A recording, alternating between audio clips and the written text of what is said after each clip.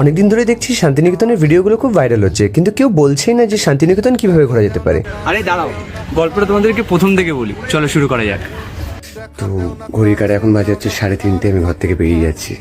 ভাই ছাড়তে যাচ্ছে আমাকে, তাই তোমাদের জন্য বেরিয়ে পড়লাম শান্তিনিকেতনের উদ্দেশ্যে। প্রথমে বাসনি থেকে বাস নিয়ে পৌঁছে গেলাম হাওড়া, আর হাওড়ার ওখানে আমাদের ছিল ট্রেন দাঁড়িয়ে। ট্রেনের ডিটেলস আমি ক্যাপশনে দিয়ে দেবো। এখন ঘড়িতে বাজে 5:30 আর আমি চলে এসেছি এখন হাওড়াতে।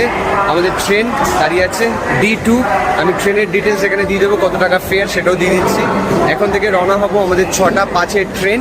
তো চলো শুরু করা যাক শান্তিনিকেতনে আজকের এই জার্নিটা। পকেটে মাত্র 1000 টাকা নিয়ে এসে আমরা পৌঁছে গেছিলাম শান্তিনিকেতন ওয়ান ডে ট্রাভেল করবো বলে।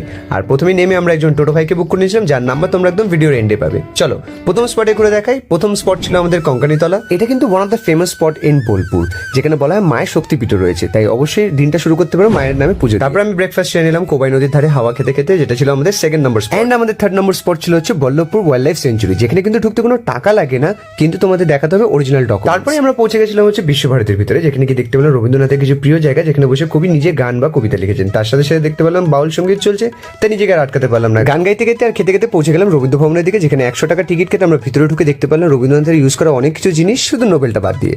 আর হ্যাঁ, তার সাথে পৌঁছে গেলাম আমরা নেক্সট স্পটের দিকে, যেটা 30 টাকায় আমরা পৌঁছে যাবো এই সৃজন পার্কে, যেখানে কিন্তু অনেক সুন্দর ফটোগ্রাফি এরিয়া। যেহেতু আমার হাতে সময় কম, তাই জন্য ওখানে কয়েকটা ছবি তুলে পৌঁছে গেলাম আমরা নেক্সট স্পটে। ছবিগুলো দেখতে হলে আমার অবশ্যই স্টোরিতে গিয়ে চেক করে নিও। বোলপুর শান্তিনিকেতনে এলে এই রাজবাড়িটা কিন্তু মাস্ট ভিজিট।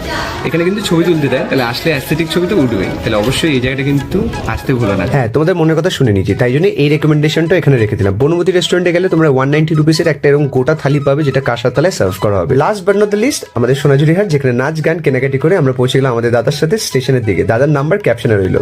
যাওয়ার পালা বোলপুর টু হাওড়া। তাহলে দেখা হচ্ছে নতুন জায়গায় নতুন ব্লগ নিয়ে। Till then I am signing. চলো রিলটাকে ভাইরাল করতে ভুলো না, ঘুরে এসে শান্তিনিকেতন। জানিও কেমন লাগলো, ফলো করতে ভুলো না। টাটা।